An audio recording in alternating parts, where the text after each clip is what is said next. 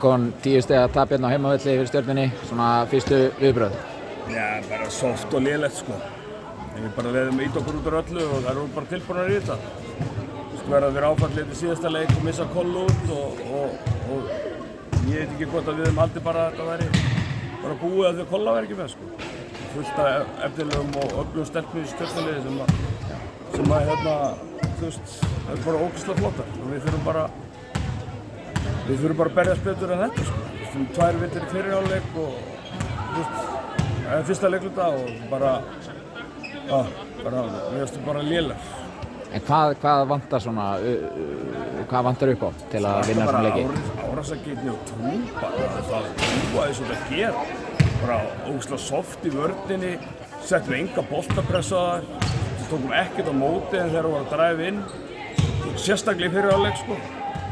Og hérna skánaði nú aðeins seinni hálfleik sko, en svo bara ákvarðan taka sóknarlega bara ógeðslega léleg sko. Bara mjög léleg sko.